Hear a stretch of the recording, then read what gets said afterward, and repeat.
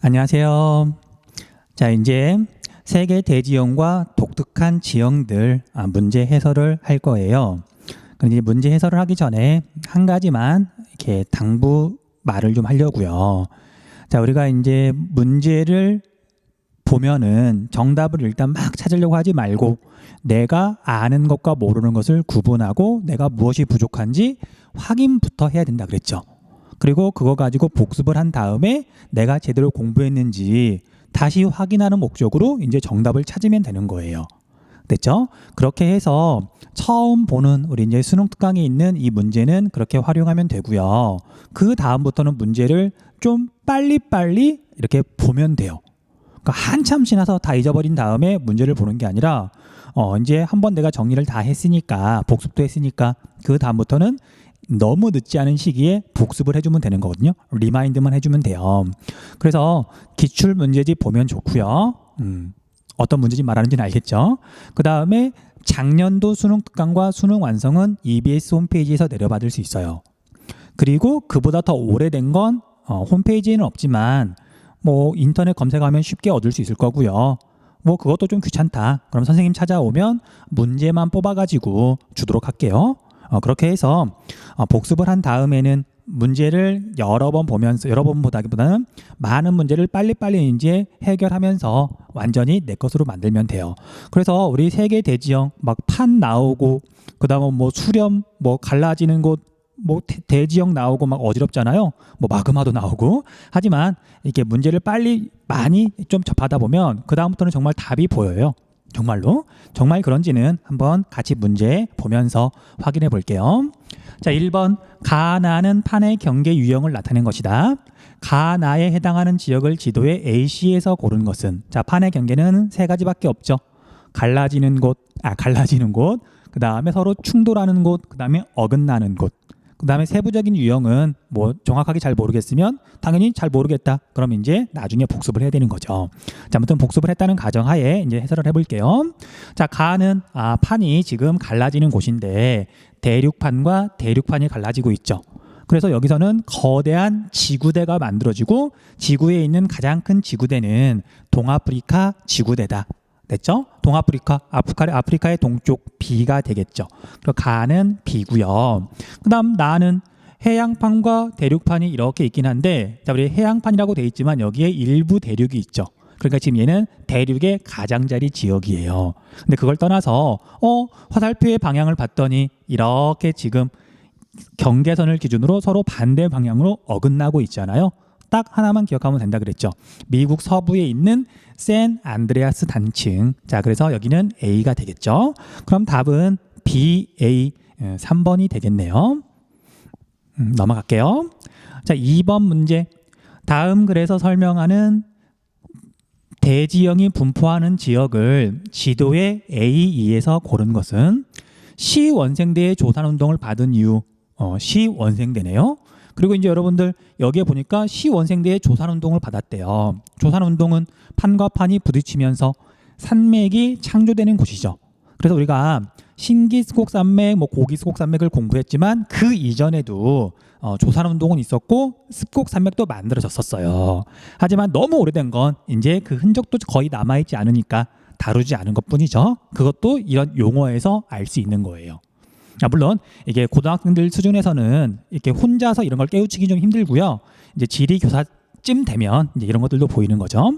자, 받은 이후 오랜 기간 동안 침식 작용을 받아 형성되었다. 시원생대 순상지.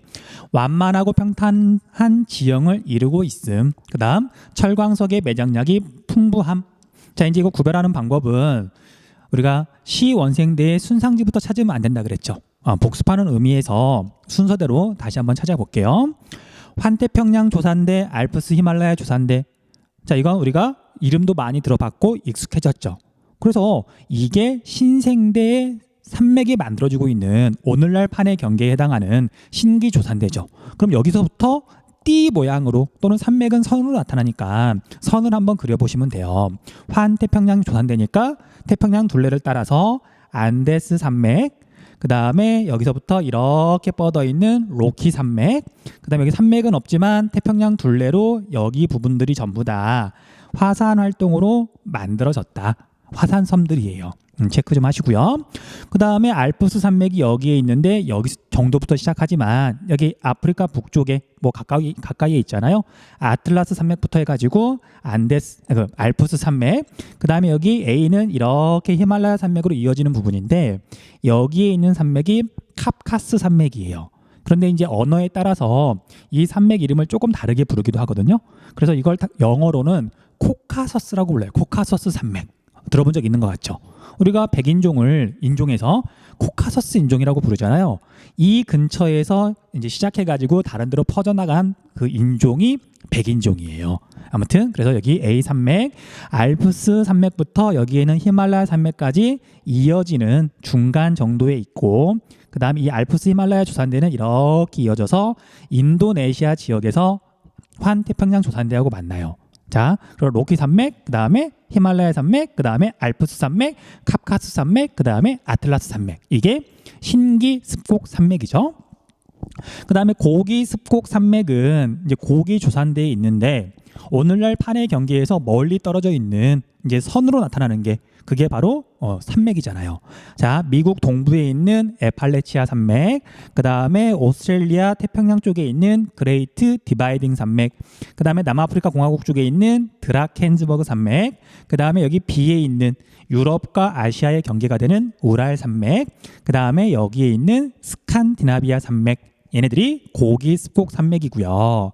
그 다음에 순상지는 자 이제 선으로 표시되는 게 아니라 면으로 표시가 되는 거죠. 면적이 넓으니까. 그래서 여기쯤에 있는 브라질 순상지, 그 다음에 여기에 있는 오스트레일리아 순상지, 뭐 아프리카 순상지, 그 다음에 여기는 캐나다 순상지, 로렌시아 순상지, 그 다음에 시베리아 순상지, 앙가라 순상지. 자, 그 다음에 여기가 발트 순상지였나? 이름이 갑자기 헷갈리네요. 발트 순상지 맞는 것 같아요. 그래서 이렇게 해서 순상지들이 있다. 자, 순상지는 위치 같은 거 굳이 기억할 필요 없어요. 신기습곡 산맥, 고기습곡 산맥이 아니면 그냥 순상지라고 생각하시면 돼요. 그럼 답은 몇 번이냐면 5번이 되겠네요. 됐죠? 넘어갈게요. 자, 3번 문제. 지도의 가 산지에 대한 나 산지의 상대적 특징을 그림의 A2에서 고른 것은? 자, 방금 2번 문제에서 말했던 산맥들이 다 나오죠. 자, 여기에 있는 스칸디나비아 산맥, 그 다음에 우랄 산맥, 드라켄즈버그 산맥은 고기 습곡 산맥이고요. 그 다음에 아틀라스 산맥, 알프스 산맥, 캅카스 산맥은 신기 습곡 산맥이다. 그래서 지금 가에 대한 고기 습곡 산맥에 대한 신기 습곡 산맥의 특징을 물어봤으니까 평균 해발 고도는 높다. 그 다음에 형성 시기는 늦다. 최근에 만들어졌다는 얘기죠. 그 다음에 지진 및 화산활동의 발생 빈도는 얘가 더 많다. 그래서 이렇게 화살표를 종합해 보면 C가 정답이 되겠네요. 답은 3번이네요. 됐죠? 그 다음 4번 문제. 지도의 A, D에 대한 옳은 설명만을 보기에서 있는 대로 고른 것은? 자, 보기를 봤더니 여기가 어딘지 어떻게 알 수 있을까요? 일단 뭐 어떤 이름이 써 있진 않지만 우리가 대서양이라는 거 이렇게 지금 볼 수 있고요. 그 다음에 여기 빙하라는 것도 볼 수 있죠. 그리고 여기 판의 경계. 대서양에 있고 빙하가 있으니까 해발고도가 아주 높든지, 근데 얘는 섬이니까 그런 것 같진 않고요. 그래서 위도가 꽤 높을 것이고, 그 다음에 판의 경계니까 그린란드는 아닐 것이고 아이슬란드죠. 아이슬란드가 이렇게 생겼다는 거 기억 좀 해두시고요. 자, 레이캬비크가 수도인데 그냥 나왔으니까 눈으로만 한번 봐주세요. 레이캬비크. 자, 아무튼 자, 얘는 각 지역에 대한 특징 이렇게 먼저 설명하기보다는 보기 보고 추가로 말할 게 있으면 이야기할게요. 자, 먼저 A에서는 피오르 해안이 나타난다. 자, 여기는 지금 현재는 빙하가 여기에 있지만 과거에는 아이슬란드가 대부분 빙하로 덮였었겠죠. 그래서 여기를 비롯해서 여기 이렇게 봤더니 해안선이 복잡하잖아요. 피오르 맞아요. 기억은 맞고. 그 다음 B에서는 온천과 간헐천이 관광 자원으로 이용된다. 자, 판의 경계 부분이 이렇게 이어지는데 거기에 있는 땅이죠. 그러니까 지각이 불안정하고 거기에 에너지가 많아서 온천과 간헐천 맞는 설명이네요. 자, 참고로 우리 아이슬란드는 온천과 빙하가 유명하잖아요. 그래서 우리가 노천탕 있죠. 노천 온천. 야외에 있는 그런 온천. 그래서 물은 뜨끈뜨끈한데 저 멀리 빙하가 이렇게 쌓여있는 산들. 경치도 끝내주고 몸은 뜨끈뜨끈하고 그래서 되게 유명한 관광 자원이에요. 아무튼 코로나19 때문에 가기 힘들다는 게 좀 아쉽지만 맞다. 그리고 여기 아이슬란드는 오로라를 보기 위해서도 많이 가요. 자, 시는 대서양 중앙해령의 일부이다. 맞죠. 판의 경계인데 아이슬란드가 대서양 중앙해령에 있다 그랬잖아요. 답은 기역, 니은, 디귿이고요. 리을은 틀렸겠죠. D에서 화산 폭발 시 화산재의 이동 방향은 무역풍. 말도 안 되죠. 자, 여기는 이제 위도가 조금 애매해서 편서풍의 영향을 주로 받기도 하지만 뭐 시기에 따라서는 극동풍의 영향을 받기도 해요. 근데 그렇게 애매한 건 당연히 안 물어보겠죠. 확실한 오답을 제시한 거예요. 틀렸고요. 답은 기역, 니은, 디귿. 됐죠? 자, 5번 문제로 넘어갈게요.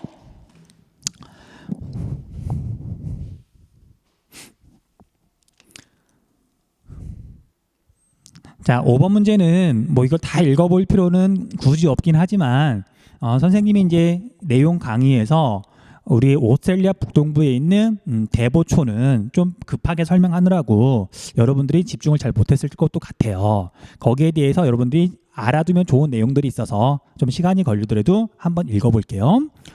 오스트레일리아 북동 해안에서 16에서 160km 정도 떨어져 2000km 이상의 길이로 펼쳐져 있는 간은 대보초가 되겠죠. 근데 대보초라고 적어도 좋고요. 이제 여기서 말하는 건 산호초를 말하는 거죠. 산호초. 산으로 이루어진 암초, 바위는 살아있는 생물들이 쌓아 올린 구조물로는 세계 최대로 인간이 만든 구조물 중에서도 이것보다 더 큰 것은 없다. 수면 위로 드러나 있는 면적은 약 20만 7천 제곱킬로미터인데 다음 문장을 보지 않고도 남한의 2배쯤 되는구나. 당연히 생각해야 돼요. 우리는 지금 세계 지리를 하고 있는 거니까. 이는 한반도 전체 면적과 비슷하다. 남한의 2배, 한반도보다는 조금 좁네요. 또한 이것은 유네스코가 지정한 가장 큰 세계 유산이기도 하다. 세계 자연유산이에요. 2016년 수개월간 지속된 바다의 이상 고온 현상으로 이 지역의 30%에서 하얀 골격을 드러내는 백화 현상이 나타났다는 보고서가 최근 공개되는 등 기후변화와 산호초 쇠락의 연관성에 대한 관심이 높아진 바 있다. 이에 오스트레일리아에서는 약 6천만 오스트레일리아 달러를 들여 산호초 보호와 복원에 나서겠다고 밝혔다. 됐죠? 도움이 좀 될 거예요. 자, 이제 뜬금없이 읽다가 생각이 났어요. 자, 여기가 2016년에 수개월 동안 지속된 바다의 이상 고온 현상이래요. 자, 이건 이과 애들한테 말하는 거예요. 지구과학을 공부한 학생들한테. 자, 이건 라니냐일까 아니면은 엘니뇨일까? 자, 고민해가지고 스스로 한번 답을 찾아보세요. 평소보다 여기가 바다의 온도가 높았대요. 그럼 우리가 이제 배운 지식을 바탕으로 고민을 좀 해보면 되겠죠. 물론 선생님은 답을 알고 있어요. 선생님한테 혹시 개인적으로 답을 알려주고 싶은 친구는 뭐 그런 친구는 없겠죠. 넘어갈게요. 자, 보기 볼게요. 기억은 조류의 태적작용에 의해 형성되었다. 지금 이 산호초가 자, 조류의 태적작용에 의해 형성되는 건 갯벌이었죠. 그러니까 얘는 오답. 산호충이 죽으면 그 골격 뼈대가 이렇게 가라앉아가지고 쌓인 게 산호초예요. 자, 산호초에 석회질 유해가 쌓여 형성되었다. 산호초 또는 산호충인데 여긴 산호초라고 표현했네요. 그 다음에 해일이나 파랑의 침식으로부터 해안을 보호한다. 옳은 설명이에요. 자, 산호초는 얕은 바다에 생긴다 그랬죠. 뭐 얕은 바다는 육지에서 가까운 곳에 생기는 거예요. 그러니까 거기에 산호초가 이렇게 수면 위에까지 성장을 하면 바다에서 이렇게 불어오는 또는 이렇게 다가오는 커다란 파도나 해일 같은 걸 좀 이렇게 막아줄 수 있는 거죠. 맞는 설명이고요. 자, 수심이 깊고 수온이 낮은 해안이 아니라 수심이 얕고 그 다음에 수온이 높은 열대나 아열대 바다에 있다. 정답은 니은 디귿 3번이 되겠네요. 넘어가고요. 자, 6번. 지도는 어느 발전 양식의 주요 국가별 발전 설비 용량을 나타낸 것이다. 이 양식의 발전소가 입지하기 유리한 지역으로 가장 적절한 것은 자, 이 문제는 이렇게 나라 이름이나 또는 이렇게 원을 보면 조금 헷갈릴 수 있고요. 헷갈린다기보다는 그게 핵심은 아니고요. 얘는 위치예요, 위치. 지리에서 제일 중요한 건 위치. 자, 그래서 나라들을 이렇게 점으로 표시해 보면 그 위치가 명확하게 보이죠. 그 위치를 봤더니 이렇게 표시를 했더니 환태평양 조산대에 있는 나라들이 대부분이고요. 동아프리카 지구대, 알프스 히말라야 조산대, 여기는 대서양 중앙해령, 지각판의 경계에 있는 나라들이죠. 그래서 얘는 지열 발전이에요. 유량이 풍부하고 낙차가 큰 곳은 수력이고요. 강한 바람이 지속적으로 부는 곳은 풍력이고, 일사량, 태양광이고요. 지반이 안정되고 냉각수가 풍부한 곳은 우리가 배우지 않았지만 원자력 발전이고요. 답은 5번이 되겠네요. 넘어갈게요. 자, 7번. 그림의 AC 지형에 대한 옳은 설명만을 보기에서 고른 것은 단 AC는 돌린의 석회동굴 탑 카르스트 중 하나임. 자, A가 돌린해죠. 빗물이 이렇게 땅으로 스며드는 과정에서 만들어지는 움푹 꺼진 웅덩이 돌린해. 돌린해가 이렇게 두 개가 합쳐지면 그걸 우발라 또는 우발레라고 불러요. 그 다음에 B는 지하로 스며든 물이 지하수 형태로 이렇게 흐르면서 석회암을 용식해서 만들어 놓은 동굴. 그런데 지하수가 흐를 때는 그냥 지하수의 통로지만 이렇게 동굴이 되는 이유는 지하 수면이 낮아져서, 그러니까 원래는 여기에 지하수가 있었지만 지금은 지하수가 여기를 흐르는 거죠. 그런 과정을 거쳐서 만들어지는 석회 동굴이네요. 자, 그 다음에 C는 탑 카르스트죠. 탑 카르스트. 너무 어렵게 생각하지 마시고 석회암이라고 하는 독특한 암석이 용식이 잘 되는 석회암이 고온 다습한 환경에서 기온도 높고 물이 많은, 그래서 화학적 풍화가 잘 일어나는 환경에서 풍화를 받으면 깎여 나가면 전리가 많은, 틈이 많은 부분은 빨리 깎이고 전리가 상대적으로 적은 그런 지역은 남아서 산을 이루는데 그 산이 경사가 되게 급하다. 그렇게 정리하시면 되죠. 탑 카르스트. 중국의 구일인, 베트남의 할롱베이, 되게 유명한 관광지라 그랬어요. 뭐 답은 찾는 건 되게 쉬운데 한번 설명을 좀 했고요. A의 규모는 시간이 지날수록 점점 축소된다. X. 돌린해는 당연히 용식이 진행되면 점점 커지겠죠. 자, B의 주요 형성 원인은 하천의 침식이 아니라 지하수의 용식이죠. 침식이란 말은 좀 애매하긴 하지만 뭐 용식도 침식은 침식이니까. 하지만 여기 하천이 아니라 지하수. 자, 디귿. C의 형성에는 차별적인 용식 작용이 영향을 미친다. 용식이 빨리 되는 부분은 깎여서 없어지는 거고요.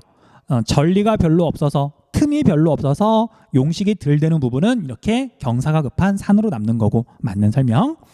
A, B 주변 지표면의 토양은 붉은색을 띠며 테라로사이며 주로 밭으로 이용된다. 맞는 설명이죠. 디귿 리을이니까 5번이 되겠네요.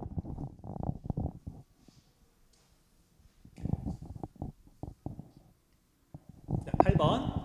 그림은 해안 지형의 모식도를 나타낸 것이다. A, 2에 대한 설명으로 옳지 않은 것은, 자, A, 2는 사빈, 석호, 시스텍, 해식의 해안 단구 중 하나임. 자, 참고로 여러분들 우리가 이제 수능 특강에서나 이제 이런 문제가 사실 나와요. 자, 우리 수능 특강은 일단 한 단원별로 내용이 좀 정리가 되어 있고 거기에서 일정 수의 문제를 만들어내야 되죠. 그러니까 중요하다 그래서 계속 물어볼 수는 없는 거예요. 탑 카르스트가 중요하다 그래서 그것만 여러 문제를 낼 수는 없잖아요. 그러다 보니까 중요도가 떨어지는 문제들도, 내용들도 이렇게 문제로 내야 돼요. 그래서 얘는 한국 지리 문제지 사실 세계 지리 문제로는 그렇게 적합하진 않아요. 그래서 선생님이 내용 설명에서도 최대한 간결하게 했던 거고요. 자, 아무튼 여러분들 빨리 답을 한번 찾아볼게요. 자, 2는 사빈. 육지 가장자리에 있는 모래 지형을 사빈이라고 한다. 그 다음에 여기에 나와 있진 않지만 사빈이 연안류에 의해서 바다로 뻗어나가면 이 부분을 우리가 사주라고 한다 그랬죠. 그 다음에 여기는 원래는 최종 빙기 때는 계곡이었으나 지금 주변보다 낮아서 이렇게 지금 하천이 흘러오고 있잖아요. 그래서 최종 빙기 때는 여기가 계곡이었으나 후빙기에 해수면이 상승하면서 바닷물이 쑥 들어와서 만이 되었다가 만의 입구에 이렇게 사주가 발달하면서 바다랑 분리된 호수가 되었다. 이걸 석호라고 부르죠. 석호는 시간이 지나면 면적이 점점 줄어들고 당연히 수심도 얕아지고 결국 메워져서 없어진다. 그 다음에 이 석호에 있는 물은 계곡물이 흘러들어서 이제 당연히 이게 바다보다는 덜 짜지만 분명히 바닷물도 이렇게 들어가는 경우가 있기 때문에 소금기가 어느 정도 있어서 농업용수나 생활용수로는 쓸 수 없다. 중요하니까 다시 한번 요약을 해준 거예요. 그 다음에 B는 해식에, 그 다음에 C는 C스택.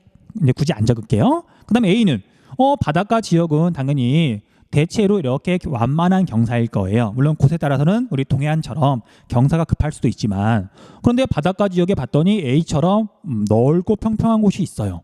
이건 처음부터 평평했던 게 아니라 과거에는 얘가 파식대였지만 지반이 융기하는 동안 해수면이 변하면서 이 평평한 곳이 땅 위로 올라오게 된 거죠. 이런 지형을 해안단구라고 한다. 그래서 해안단구에 가면 과거에 물의 영향을 받았다는 증거로 둥근 자갈이 나타난다. 많이 했던 내용이죠. 됐죠? 넘어갈게요. 자, A의 형성에는 지반의 융기, 옳은 설명이니까 정답은 될 수 없겠고요. 자, B는 시간이 지남에 따라 육지 쪽으로 후퇴한다. 예, 맞는 설명이죠. 파식대가 넓어지면 B는 점점 바다에서 멀어지는 거니까 얘도 옳은 설명, 정답은 될 수 없고요. 그 다음에 B는 시간이 지남에 따라 방금 했던 거네요. 자, C는 파랑의 차별 침식을 받아 형성된다. 얘도 옳은 설명이에요. 자, 무슨 소리냐면요. 자, 지금은 여기가 많이 깎여가지고 B 여기 파식대죠. 물론 여기 C스택 주변도 당연히 파식대예요. 파식대 위에 남아있는 게 C스택이니까. 그리고 이런 걸 C아치라고 부르는데 자, 원래대로라 그런다면 여기 C의 주변을 비롯해서 B의 앞쪽 여기 전부 다 이런 식으로 육지였던 곳이겠죠. 근데 깎이는 과정에서 단단한 부분이 지금 남아있는 거고요. 여기 C스택은 약한 부분이 먼저 깎인 거고 그 다음에 여기는 우리가 내용 설명에서 하지 않았지만 약한 부분이 먼저 깎여서 동굴이 만들어진 거예요. 그래서 강하거나 약한 부분이 침식을 잘 견디거나 아니면 먼저 깎여가지고 이런 지형들이 만들어진다. 이걸 차별 침식이라고 불러요. 침식이 차별적으로 일어났다. 옳은 설명이죠. 그 다음 D의 면적은 시간이 지남에 따라 축소될 것이다. 맞는 설명이니까 정답이 될 수 없고요. 그 다음 E의 주요 형성 원인은 하천의 퇴적작용이 아니라 파랑과 연안류의 퇴적작용이다. 라고 정리하시면 돼요. 자, 이 그림상에서는 뭐라고 유추할 수 있냐면요. 여기서 이렇게 흘러오는 하천이 모래를 지금 바다에 공급을 하면 이 모래가 지금 이쪽으로 이렇게 퍼져 나간 거예요. 자, 그래서 이렇게 옮기는 건 주로 연안류가 조금씩 옮기면 파랑이 이제 먼 바다에서 육지 쪽으로 다가오면서 바다보다 조금 높은 쪽으로 여기에다가 모래를 밀어붙이는 거예요. 그렇게 만들어지는 게 사빈. 자, 어쨌든 정답은 5번이 되겠네요. 넘어갈게요. 자, 이제 우리가 수능 기본 문제만 풀어보긴 했지만 사실 뭐 이렇게 이거 말이 좀 어려운 것 같아. 뭐 데이터를 분석해야 돼. 또는 그래프를 꼼꼼하게 봐야 돼. 그런 거 없죠. 그냥 딱 보면 보이는 거잖아요. 그리고 여기는 정말 내가 복습을 얼마만큼 성실하게 했느냐. 수업 내용을 잘 듣는 건 물론 기본이고요. 그거에 따라서 학생들의 실력, 그 다음에 실제로 정말 시험을 볼 때는 시간을 얼마나 절약할 수 있느냐. 그런 것도 결정이 돼요. 아무튼 이제 수능 실전 문제로 들어갈게요. 가나 국가의 공통적인 특징만을 보기 위해서 있는 대로 고른 것은 자, 한번 천천히 살펴볼게요. 키워드는 뭐냐면 자, 땅의 육지의 모양을 보고서 어느 나라인지 알아볼 수도 있지만 세계 지리를 열심히 공부한 친구들은 선생님이 워낙 수업 시간에 구글 어스 같은 거 많이 보여주잖아요. 그래서 그걸 꼼꼼하게 본 친구들은 그것만 보고도 알 수 있을 테지만 지리에서 제일 중요한 건 무엇이다? 위치를 나타내는 가장 기본적인 정보는 위도, 경도. 위도, 경도를 보고 지금 여기가 어딘지 알아야 돼요. 자, 위도를 봤더니 남이 40도예요. 남반구네요. 동경 170도예요. 우리나라보다 더 동쪽이죠. 거기에 있는 큰 섬 2개로 이루어진 나라 뉴질랜드죠. 뉴질랜드. 여기가 환태평양 조산대고요. 자, 그 다음에 여기는 북위 65도. 겁나 고위도죠. 자, 이제 여기가 뭐 다른 유도는 안 나와 있긴 하지만 66.5도가 북극권이잖아요. 북극권이잖아요. 그래서 여기는 정말 고위도 지역인 거예요. 그 다음에 여기는 서경 20도니까 영국보다 조금 더 서쪽에 있겠네요. 자, 이 나라는 아까 수능 기본 문제에서도 나왔었죠.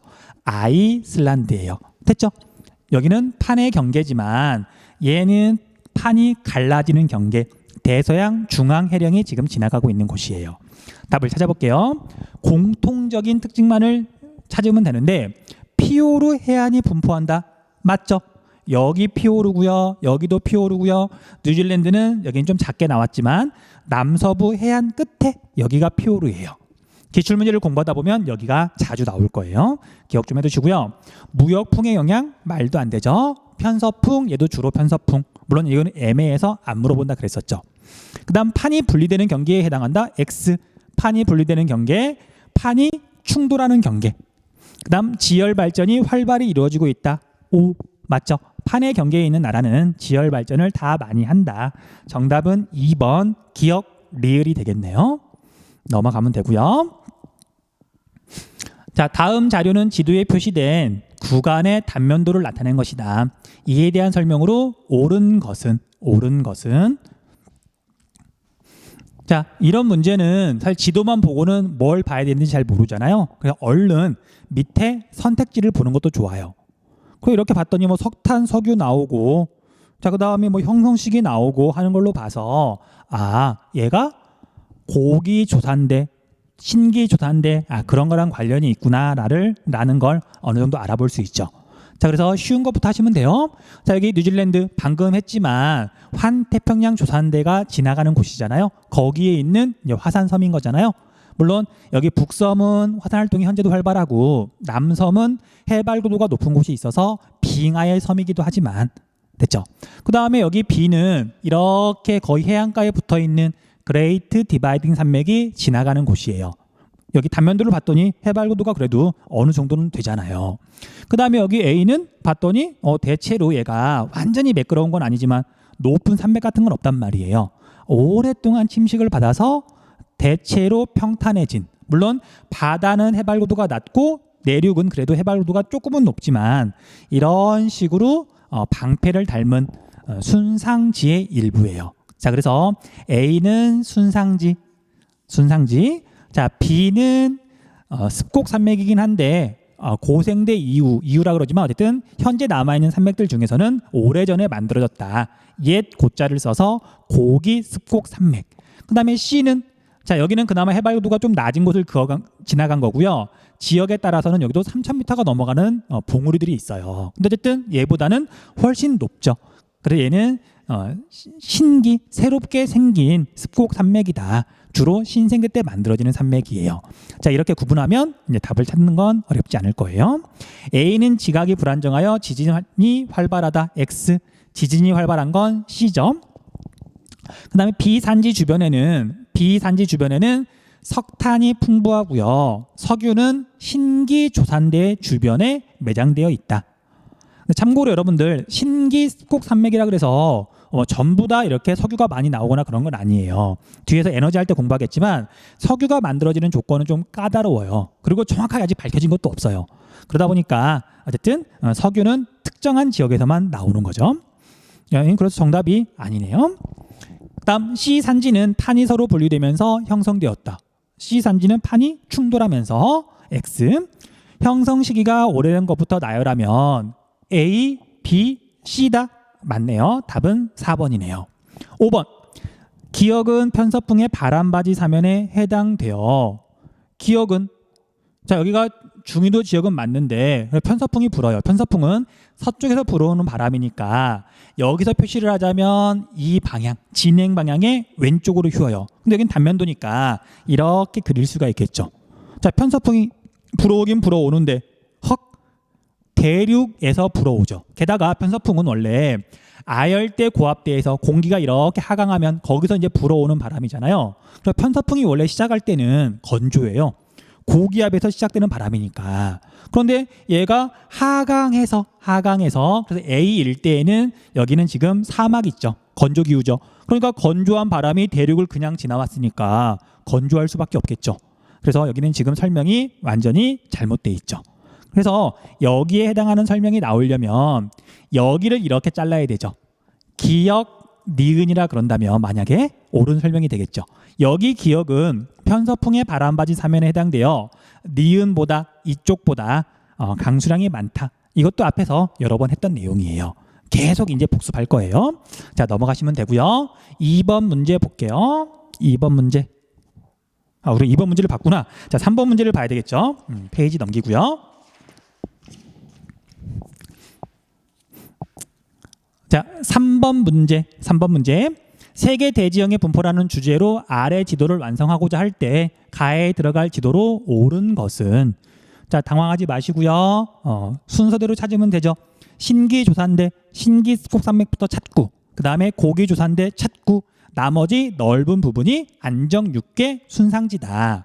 자, 그런데 얘는 북아메리카 지역에 있는 이제 세계 대지형을 찾는 건데, 자, 신기조산대부터 찾을게요. 북아메리카에서 신기조산대는 이쪽이 신기조산대죠. 이쪽이 이 색깔, 지금 이 색깔, 옅은 색깔이 지금 신기조산대잖아요. 신기조산대 맞네요. 여기도 신기조산대 맞고요. 얘네들은 지금 틀렸으니까 오답일 거고, 그 다음 고기조산대는 오늘날 판해 경계 환태평양 조산대가 지나가는 곳인데 여기에서 멀리 떨어진 곳, 그래서 여기가 고기조산대였죠. 에팔레치아 산맥. 이것만 가지고도 답이 1번이라는 걸 알 수가 있네요. 그 다음 안정육계는 제일 옅은 색깔, 이렇게 넓은 면적으로 표시가 된다. 됐죠? 답은 1번. 넘어갈게요. 자, 처음에 보면 되게 당황스러울 수도 있지만 이렇게 공부를 좀 하고 나면 그냥 답이 보이는 문제예요. 그 다음 4번. 가나의 판 경계 유형에 해당하는 산맥을 지도의 AC에서 고른 것은, 자, 우리가 가는 대륙판과 대륙판이 충돌하고요. 그리고 여기 보는 해양판에 비해서 여기 대륙판이 훨씬 두껍죠. 그래서 두껍고 두꺼운 대륙판이 만나고, 그리고 서로 밀도는 비슷하지만 물론 하나가 조금 더 밀도가 작겠죠. 그래서 이렇게 파고 들긴 하지만 잘 들어가려고도 하지 않아요. 그래서 대륙판과 대륙판이 부딪히는 이런 지역에서는, 자, 우리 해양판과 대륙판이 부딪히는 곳보다 지각이 훨씬 두꺼워진다. 물론 이 그림은 이제 비율이 달라서 직접적으로 이걸 재면 안 돼요. 자, 아무튼 그래서 일부 뭐 마그마가 생기기는 하는데 여기가 워낙 두껍다 보니까 뚫고 못 올라오는 거예요. 그래서 지진 활동은 일어나지만 화산 활동은 일어나지 않는다. 대륙판과 대륙판이 부딪히는 곳에 있는 대표적인 산맥, 히말라야 산맥, 얘는 B가 되겠네요. 자, 여러분들 뭐 보면 알겠지만 그냥 한 얘기 또 하고 한 얘기 또 하잖아요. 그래서 다 잊어버리기 전에 그냥 성실하게 복습만 해주면 돼요. 됐죠? 그 다음 나는 해양판과 대륙판이 부딪히는데 여기는 지각이 그렇게 두껍지 않기 때문에 마그마가 뚫고 올라와서 화산이 생긴다. 습곡 산맥도 물론 있지만 여기에 대표적인 건 여기 안데스 산맥이에요. C가 되겠네요. 자, 안데스 산맥은 여기에 있는 나스카판이라고 하는 해양판과 여기 남아메리카판이 부딪히는 거예요. 태평양판 큰 것도 있지만 그 옆으로 뭐 나스카판, 여기에 뭐 필리핀판 몇 개의 해양판도 있어요. 물론 이것까지 외울 필요는 없지만 아무튼 해양판과 대륙판이 부딪히면서 이런 지형이 만들어진다. B, C니까 답은 3번이 되겠네요. 됐죠? 그 다음 5번. 자, 5번 문제는 학생 중에 아마 그런 사람은 없겠지만 이제 지리교사로서의 그 오타쿠성이 약간 보이는 문제예요. 왜 그런지 알려줄게요. 자, 그림은 A 호수의 형성 과정과 사례 지형의 입체도를 나타낸 것이다. A 호수에 대한 옳은 설명만을 보기에서 고른 것은, 됐죠? 자, 여기는 봤더니 마그마가 이렇게 분출하면서 용암이 분출하면서 화산체가 만들어졌고요. 근데 밑에 있는 마그마 괸이 이제 무너져 내리면서 여기에 커다란 분화구가 생겼다. 얘를 칼데라라고 부르죠. 칼데라는 에스파냐어로 솥 또는 냄비라는 뜻이에요. 정말 큰 솥을 닮았잖아요. 자, 그런데 이제 여기에 물이 고여가지고 호수가 됐기 때문에 이런 호수를 칼데라호라고 한다. 칼데라호라고 한다. 됐죠?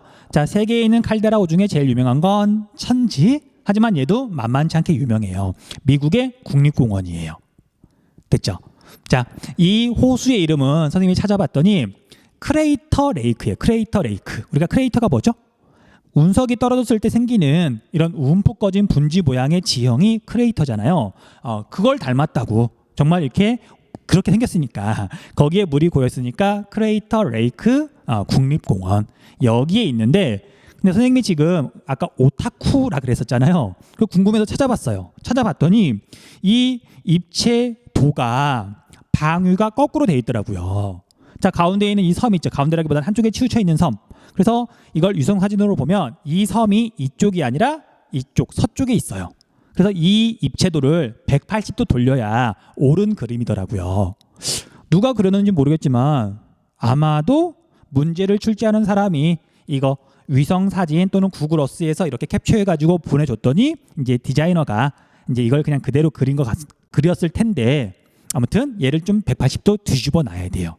혹시 누가 이거 정말 이렇게 좀 관심이 있으면 EBS 홈페이지에 제보하면, 이것도 오류라면 오류잖아요. 우리는 정말 정교한 그리고 정말 엄밀한 걸 추구하는 수험생이니까 한번 제보 한번 해보세요. 아마 상품권 같은 거 줄 수도 있어요.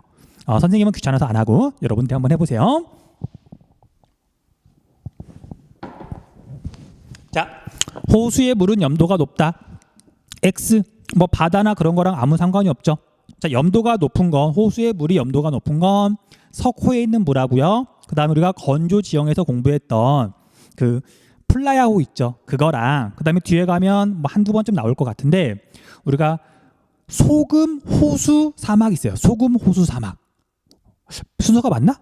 아무튼 그래서 호수는 호수인데 이게 정말 소금물로 이루어져 있는, 그리고 이제 소금이 막 이렇게 결정으로 가라앉아가지고 정말 아름다운 곳도 있거든요.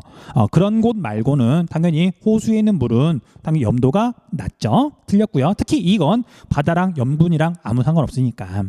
그 다음 일반적으로 화구호보다 규모가 크다. 5. 그 다음 무너져 내렸으니까요.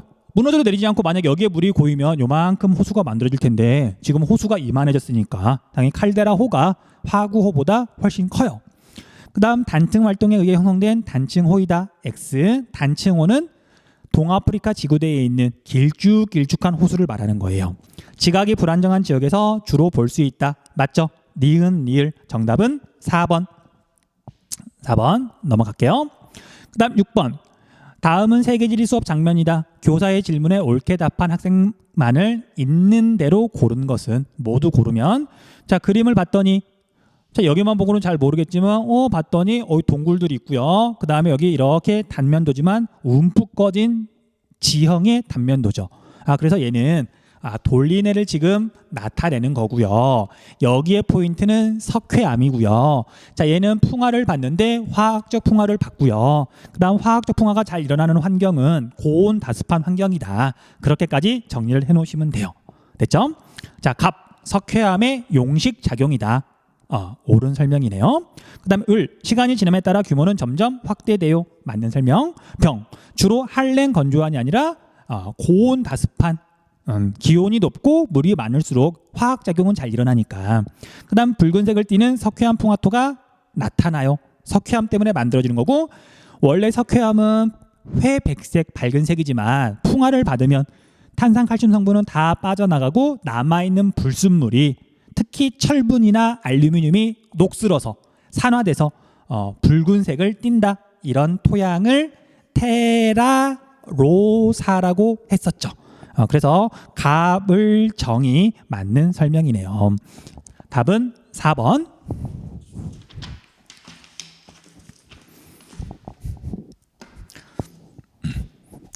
자, 7번. 다음은 세계지리 수업의 장면이다. 교사의 질문에 옳게 답한 학생만을 있는 대로 고른 것은, 자, 지도는 화산의 분포 지도입니다. 가라 국가에서 화산 지형을 이용한 주민들의 삶은 어떤 것이 있을까요? 자, 가는 이탈리아. 그 다음에 지중해성 기후 지역이니까 아마도 수목 농업을 하기에 유리할 것이다. 화산재 같은 경우에는 미네랄 성분이 많아서 농업에 도움이 많이 되잖아요. 그 다음 나는, 여기가 필리핀이네요. 필리핀인데 아마도 지열 발전이겠죠. 필리핀 그렇게 잘 사는 나라는 아니니까. 그 다음 다는 일본, 뭐 이것저것 있겠죠. 뭐 온천이 아마 떠오를 것 같아요. 자, 라는 여기가 볼리비아라고 하는 나라인데 일단 뭐 딱히 여기에 대해서 아직 배운 건 없죠. 근데 앞에서 말했던 소금 사막 있잖아요. 전 세계에 있는 소금 사막 중에 제일 유명한 게 우유니 소금 사막이에요. 우유니 소금 사막. 아마 여러분들 들어본 적 있을 거예요. 그 우유니 소금 사막이 여기에 있지만 근데 얘는 지금 화산 지형이랑 관련된 거니까 우유니 소금 사막하고는 관련이 없어요. 거기는 이제 옛날에 바다였다가 융기하는 과정에서 만들어진 거예요. 아무튼 라는 볼리비아인데 안데스 산맥이 지나가니까 어쨌든 화산이 있겠죠. 답을 찾아볼게요. 가에서는 비옥한 화산재 토양을 이용하여 포도, 오렌지 등 과수 재배, 수목 농업을 한다. 맞죠? 나에서는 뜨거운 지하수를 이용하여 지열 발전이 이루어져요. 맞고요. 그렇죠? 그다음 다에서는 온천, 간헐천 등을 관광 산업에 이용한다. 1번 맞고요. 그다음 라에서는 소금으로 이루어진 칼데라호 말도 안 되는 거죠. 그렇죠? 그리고 설령 소금으로 이루어진 호수에서 뭐 소금을 채취해요. 볼리비아에 있는 뭐 우유니 소금 사막 맞는 설명이지만 근데 얘는 또 화산 활동하고는 관련이 없으니까 설명 자체는 맞지만 화산 활동은 아니기 때문에 그런 설명문이 나오더라도 오답이에요. 그래서 정답은 가물병 4번이 되겠네요. 됐죠? 넘어가고요. 자, 8번. 다음 자료의 가나에 들어갈 내용으로 가장 적절한 것은 중국 광시장족 자치구에 위치한 구이리는 자 이걸 그대로 읽으면은요 계림이에요. 계림. 그래서 계림이라고도 해요. 우리나라 사람들은 구이린은 예로부터 빼어난 경치로 시인과 화가들의 글과 그림 소재가 된 곳이다.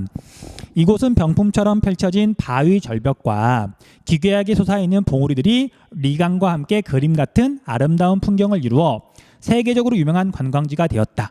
이런 기괴하게 솟은 봉우리들은 기반암은 석회암이고요. 석이라고만 적을게요. 석회암은 녹아서 침식되는 용식작용이 일어난다를 받아 형성되었으며 주로 화학적 풍화인 용식작용은 기온이 높을수록 그 다음에 강수량이 많을수록 고온 다습할수록 잘 일어난다. 됐죠? 그럼 답은 몇 번이냐면 가는 차별적인 용식이 될 거고 나는 고온 다습이니까 3번이 정답이겠네요. 됐죠? 넘어갈게요. 자, 9번 문제. 지도의 가다에 대한 설명으로 옳은 것은 자, 가를 봤더니 자, 얼핏 펀디만 아니야? 생각할 수도 있지만 우리는 때로는 조금 정교해져야 돼요. 자, 우리 펀디만은 어디에 있다고 선생님이 설명을 했냐면 미국과 캐나다의 국경보다 조금 더 북쪽 캐나다에 있다고 그랬었어요. 캐나다의 동부. 펀디만은 여기랑 좀 다르죠. 그래서 얘는 이제 있는 그대로 한번 봐볼게요. 자, 해안가 지역인데 해안선이 복잡해요. 그쵸? 복잡한데 얘가 피오르는 아니죠. 과거에 빙하가 덮었던 지역도 아니고 그리고 여기에 높은 산맥이 있는 것도 아니고 그리고 우리가 외웠던 피오르가 있는 지역들도 아니고요. 그래서 얘는 앞에 내용 설명에서 하지 않았지만 리아스 해안이라는 걸 알 수 있어요. 리아스 해안.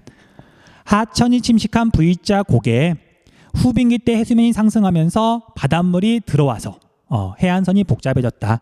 우리나라 해안선에 비하면 별로 복잡한 것도 아니지만 리아스 해안이에요. 그 다음 다는 칠레 남단. 얘는 딱 봐도 피오르죠. 피오르고요.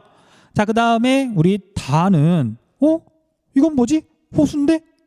자, 얘는 어떤 호수냐면 당연히 여기가 피오르면 이 안쪽으로는 안데스 산맥이 있겠죠. 그리고 이 피오르는 안데스 산맥에서 시작된 U자곡이 이렇게 여기까지 뻗어왔다가 그 다음에 U자곡에 있는 빙하가 녹고 바닷물이 들어와서 만들어진 거잖아요. 그래서 아마도 여기 다는 아마도가 아니고 실제로 권곡에 있던 빙하가 녹으면서 그리고 권곡은 움푹 파인 그런 웅덩이니까 거기에 만들어진 호수일 거예요. 자, 아무튼 정말 그런지 선택지를 한번 봐볼게요. 자, 1번 가는 U자곡이 침수된 해안이 나타난다. 아니죠. 얘는 U자곡이 아니라 V자곡이에요. 하식곡이에요. 그렇죠? 그 다음 나해안은 해수면 하강에 의해 형성되었다. 해수면 상승. 나도 해수면 상승, 가도 해수면 상승. 다 호수는 사주가 발달하여 형성되었다. 사주는 뭐 꼭 바다에만 생기는 건 아니지만 우리가 석호할 때 나왔던 거죠. 근데 여기 다는 바닷가 지역이 아니잖아요. 그래서 얘는 석호가 아니고 빙하 지형에 있는 호수예요. 그다음 가 배후 산지의 산맥은 배후는 근처 뒤쪽에 있다는 뜻이에요. 산맥은 나 배후 산지의 산맥보다 대체로 경사가 급하다. 자, 우리 가는 미국 동부 에팔레치아 산맥, 나는 여기에 있는 안데스 산맥, 고기 스콕 산맥, 신기 스콕 산맥. 자, 그래서 나 산지가 여기 배후에 있는 산지가 더 경사가 급하죠. 설명이 잘못됐고요. 그다음 나 해안은 가 해안보다 평균 수심이 깊다. 그렇죠? 자, 우리가 빙하는 엄청난 무게인 얼음 덩어리가 이렇게 밀고 내려오면서 되게 깊게 파 내려간다 그랬었죠. 그래서 수심이 깊은 곳은 별거 아닌 것 같은데 막 1000m가 넘기도 해요. 물론 여기가 그렇게 아주 깊다는 건 아니지만, 하지만 이제 일반적인 이게 바닷가 근처인 이런 리아스 해안보다 얘가 훨씬 더 수심이 깊어요. 그래서 정답은 5번이 되겠네요. 5번이. 자, 이제 마지막 10번 문제로 넘어갈게요. 자, 우리가 설명할 때는 양이 되게 많았는데 이제 문제풀이 할 때는 사실 뭐 굳이 앞에서 내용 설명에서 있던 걸 그대로 다시 반복할 필요는 없잖아요. 여러분들이 찾아보는 거, 잘 모르는 걸 찾아보는 건 여러분들이 할 일이지, 선생님이 또 입 아프게 계속 반복할 필요는 없는 거잖아요. 그런다고 여러분들이 뭐 공부를 더 잘하는 것도 아니고. 그래서 이렇게 지금 선생님이 문제 해설을 하는 거 보면 알겠지만 이건 정말 나중에 정말 문제 풀 때 정말 빨리 풀 수 있어요. 그냥 답이 딱딱 보이니까. 자, 아무튼 마지막 10번 문제 볼게요.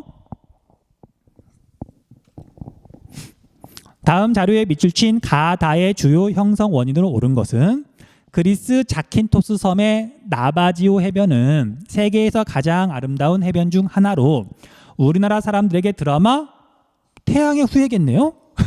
자, 선생님은 드라마를 아예 안 보는데 그래도 뭐 태양의 후예 이름 정도는 들어본 적 있어요. 태양의 후예의 촬영지로 잘 알려져 있다. 이곳은 에메랄드빛 푸른 바다색과 어우러진 수직으로 깎은 듯한 해안 절벽이래요. 해식애를 말하는 것 같아요. 해식애 이런데 다 해식애죠. 절벽이죠. 절벽이고, 나 백사장은 여기가 이제 백사장을 말하는 것 같은데 여기 봤더니 이렇게 지금 만 지역이잖아요. 그렇죠? 그리고 절벽에 형성된 다 해안 동굴, 여기를 지금 말하는 것 같은데, 자, 해안 동굴은 다른 데에 비해서 약하거나 아니면 파랑 에너지가 유난히 집중되거나, 근데 보통은 상대적으로 약해서 먼저 깎이는 부분이죠. 그래서 해안 동굴의 키워드는 차별 침식이었었어요. 차별 침식. 그렇죠? 자, 그럼 답을 찾아보면 해안 절벽은 파랑의 침식으로 만들어지는 거고요. 그 다음에 백사장 모래해안은 파랑의 퇴적으로 만들어지는 거고요. 그 다음에 얘는 차별 침식이니까, 물론 파랑의 차별 침식이, 차별은 다 똑같으니까 파랑의 차별 침식이니까 세 개 다 해당하는 건 1번이겠네요. 정말 끝났죠? 아니네. 두 문제가 더 있네. 미리 안 풀어봤네요. 미안해요. 선생님이 풀어본 게 10번까지라서 10번이 끝나는 줄 알았는데, 그래서 마지막에 정말 열심히 했는데 어쩔 수 없죠. 곧바로 풀을게요. 자, 다음 글과 같은 사례가 나타나는 대표적인 지역을 지도에 A2에서 고른 것은? 역간척 사업을 아시나요? 자, 간척이란 호수나 바닷가에 제방을 만들고 그 안에 있는 물을 빼내 육지화하여 농토나 기타 산업 부지로 만드는 것을 말한다. 간척 사업인데, 그런데 이제 간척 사업을 했더니 갯벌이 사라지면서, 그쵸? 오히려 환경에 나쁜 영향을 미치고, 그 다음에 요즘에는 갯벌이 경제적인 가치가 있다는 것도 알고 있잖아요. 그래서 제방을 허물고 역간척을 하기도 해요. 이와 반대로 간척 사업으로 생긴 제방이나 육지화한 땅을 간척하기 이전의 상태로 되돌려 놓는 것을 말한다. 역간척은 갯벌의 생태적, 경제적 가치가 돈으로 따질 수 없을 만큼 무궁무진하다는 사실을 인식하면서 시작되었다. 간척 사업으로 국토를 확장한 대표적인 국가들에서 간척 사업의 결과 오히려 수질 오염으로 인한 생태계 파괴와 환경 악화, 길어, 넘어갈게요. 자, 그래서 여기에 핵심은 갯벌이 있는 해안을 찾아보자. 자, 여기 아메리카가 지금 빠져 있지만 우리 이쪽 구대륙 쪽에서만 한번 살펴볼게요. 그래서 조차가 굉장히 커서 갯벌이 넓게 있는 곳은 우리나라 황해안, 서해안이 정말 세계 5대 갯벌 중에 하나고요. 그 다음에 유럽의 북해 연안, 여기도 세계 5대 갯벌 중에 하나예요. A는 피오르 해안, 그 다음에 C는 적도 근처니까 뭐 굳이 따지자면 여기는 산호초 해안, 그 다음에 여기도 대보초가 있겠죠. 참고로 그럼 여기가 대보초, 산호초면 여기 C는 선생님이 앞에서 일부러 내용 설명에서 이야기하지 않았는데 원래는 이전 교육과정에서는 있었어요. 그냥 단어만 좀 적어줄게요. 단어 적으면 여러분들이 뭐 알아듣기도 하고 그러더라고요. 자, 우리가 열대 기후 지역의 바닷가에 가면 맹그로브라는 게 있어요. 맹그로브. 얘는 이제 어떤 식물들의 종류를 말하는 거거든요. 그래서 바닷가 지역에 맹그로브가 있어서 파도가 치거나 그럴 때 해안가를 보호해주기도 해요. 이 맹그로브는 열대 바다에서 산다. 열대 바닷가에서. 그냥 듣고 잊어버리세요. 그 다음에 이는 자, 여기만 보고는 뭔지 잘 모를 텐데 여기 이도 나온 거니까, 그리고 기출문제에서 딱 한 번 나온 적이 있어요. 자, 여기는 세계에서 또 굉장히 유명한 씨 스택이 있는 곳이에요. 그냥 관광지니까 얘는 그냥 개별적으로 알아두시면 돼요. 그런데 씨 스택이 하나만 있는 게 아니라 여러 개가 있어요. 그리고 여기는 오스트레일리아 유럽 문화권이죠. 영국 애들이 건너왔으니까. 그래서 유럽 사람들이 보기에 와서 봤더니 바닷가에 땅에 해안 절벽이 있고 멋진 해안 절벽이 있고 그 앞에 파식대 위에 씨 스택이 여러 개가 있는 거예요. 여러 개인데 야, 마치 예수님의 12제자를 닮은 것 같아. 그냥 개수가 많으니까. 걔네들은 이제 기독교 문화권이잖아요. 그래서 여기에 있는 되게 유명한 씨 스택을 12사도 바위라고 불러요. 지금은 침식을 많이 받아가지고 많이 모양이 헝클어졌는데 한번 이름이 정해지면 영원히 그 이름이 가는 거죠. 12사도 바위. 됐죠? 자, 그래서 정답을 찾아보면 얘는 2번 B가 되겠네요. 됐죠? 넘어갈게요. 그 다음 12번. 다음 자료의 가호수에 대한 옳은 설명만을 보기에서 고른 것은? 선생님이 문득 기억이 잘 안 나는데 오늘 아침에, 현재 기준으로 오늘 아침에 분명히 석호 내용 설명을 찍은 것 같은데 지금 원래 머릿속에서는 석호 중에 대표적인 석호인 베네치아, 이탈리아 베네치아, 거기에 있는 석호를 위성 사진으로 보여주려고 그랬어요. 근데 보여줬는지 안 보여줬는지 기억이 잘 안 나네요. 혹시 모르니까 일단 이 문제풀이 끝난 다음에 구글 어스 이 부분만 촬영을 좀 따로 해야 되겠어요. 다시 오긴 귀찮으니까. 자, 아무튼 정답을 찾아볼게요. 이탈리아 북동부의 운하 도시 베네치아가 도시의 상징적인 장소인 산 마르코 광장 인근에 대형 선박의 정박을 금지하기로 했다. 베네치아의 구도심은 가호수 안쪽에 흩어져 있는 여러 개의 섬과 다리로 이어져 있는데 이 호수는 석호예요. 원래는 바다였으나 사주가 만의 입구를 막으면서 바다랑 분리된 호수 석호 있으며 육지로부터 약 3.7km 떨어져 있다. 대형 크루즈 선박의 운항이 석호 내 생태계를 파괴하고 건물에 무리를 줄 수 있다는 우려가 제기되었다. 자, 이제 베네치아는 여기에 있는 거고요. 이탈리아 북동쪽에 있죠. 그 다음에 여기에 좀 확대된 모습을 봤더니 베네치아가 이제 이렇게 안쪽에 있지만 우리가 아는 그 베네치아의 이미지는 여기 섬의 이미지예요. 선생님이 이제 구글 아마 안 보여준 것 같아. 그래서 구글로 보는 여기 일대 영상 추가로 찍어서 올릴 거니까 궁금한 친구들은 직접 찾아봐도 되고요. 아니면 선생님 영상 봐도 되고. 자, 그리고 이렇게 바다하고 여기 있는 호수 사이에 이렇게 어떤 지형이 있죠. 근데 이 지형이 완전히 이어져 있는 게 아니라 살짝 열려 있어요. 왜냐하면 여기에 있는 이제 아마 이렇게 하천물들이 이렇게 당연히 올 건데 이 물이 바다로 빠져나가야 되니까. 자, 아무튼 그래서 얘는 사주, 여기에 있는 여기가 석호가 되겠네요. 됐죠? 그래서 선생님이 앞에 내용 설명에서 이야기했던 것처럼 우리가 이제 독특한 지형들 대부분은 시험에서 안 물어보고요. 이 석호는 여러분들 기출문제 보면 알겠지만 지금까지도 굉장히 자주 다루었어요. 그래서 해안가 지역인데 바다와 얇은 어떤 지형으로 분리가 된 호수가 있다. 무조건 석호라고 보시면 돼요. 됐죠? 자, 해수면 하강에 의해 형성되었다. 해수면 상승. 농업용수로 사용하기에 적합하다. X. 바다랑 연결되어 있으니까. 그 다음 파랑과 연안유의 퇴적작용이 우세한 만에서 발달한다. 그래서 사주가 발달해서 만의 입구를 막으면 완전히 막는 건 아니지만 석호가 만들어진다. 그 그다음 현재 해수면 높이가 유지된다면 석호의 면적은 점점 축소된다. 맞죠?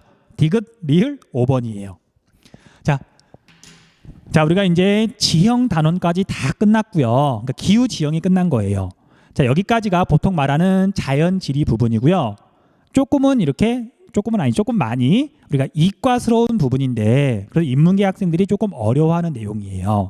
근데 막상 수업을 해보니까 그리고 문제풀이를 해보니까 할만하죠. 자, 이제 그렇게 생각이 들었다면 그 다음 6강부터는 이제 인문지리거든요. 그래서 인문계 학생들은 정말 쉽게 아마 할 수 있을 거예요. 그렇다고 자연계 학생들도 어려운 거 아니에요. 우리가 이미 알고 있는 거 그걸 조금 더 다듬고 살을 조금씩만 붙이면 돼요. 그리고 우리가 앞에서 세 개의 자연환경을 정말 열심히 공부했기 때문에 그걸 잘 복습했다면 거기에 살을 붙여나가면 되는 거예요. 됐죠? 자, 여기까지 공부하느라 수고했습니다. 다음에 만날게요.